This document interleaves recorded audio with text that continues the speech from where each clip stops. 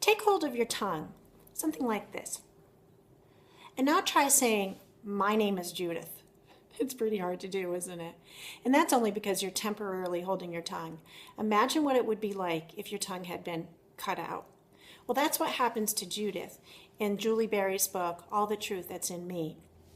At the age of 14, Judith and her friend Lottie decide to go out one night, sneak out of the house. But what happens next is something pretty horrible. It turns out that Lottie actually ends up with her body washed downstream, and Judith comes back maimed, but not for 2 years. Well, when she returns, you would think that she'd be welcomed with open arms, but unfortunately, that's not the case. So Judith stays silent. And it's not until her town is under attack that Judith has a really big decision to make, and that decision is whether or not to stay silent or to return to the man who held her captive for 2 years and cut out her tongue. She thinks that he can give their town the help that they need, so she has to choose. And her decision is actually something that can cost her a lot more than just her tongue. Read All the Truth That's in Me to find out what Judith decides. Everybody has decisions to make. You might be trying to decide right now what it is I have in my hand. Is it a tongue? No, wrong story.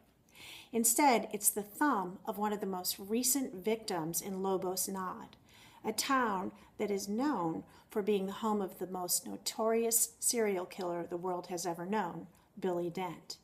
But who's doing the killing? Billy Dent is in jail. Well, his son, Jazz, is trying to find out in the story I Hunt Killers by Barry Lyga. But is it possible that Jazz has something to do with the killings? I mean, after all, he was trained by his father to be a serial killer.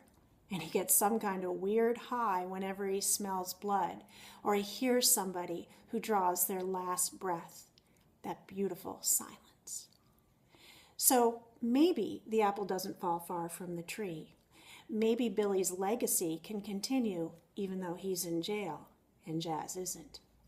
Read I Hunt Killers to find out if Jazz is hunting killers or if he's hunting victims. Speaking of hunting, there are a lot of people who hunt. Some people hunt for food, some people hunt for sport. But there are very few people who hunt for power over something or someone, because they can't resist those dark urges within themselves. Well, this is where the story, the true story of Jeffrey Dahmer comes into play. Jeffrey Dahmer, the serial killer who lived in Bath, Ohio, and began killing in the late 1970s and early 1980s. The story is written by Durf Backdurf, who is a classmate of Jeffrey Dahmer's. Now, according to Backdurf, Dahmer was always a little bit odd. He used to walk down the halls pretending that he was having seizures, and he seemed more than a little fascinated by the specimens in the science lab. But not even Backdurf or any of his classmates realized how twisted Dahmer was.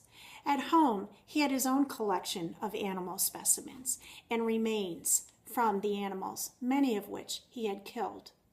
But that need to kill grew stronger, and despite trying to drown himself in alcohol to repress those urges, Jeffrey Dahmer could no longer stop with just animals. He then went to humans.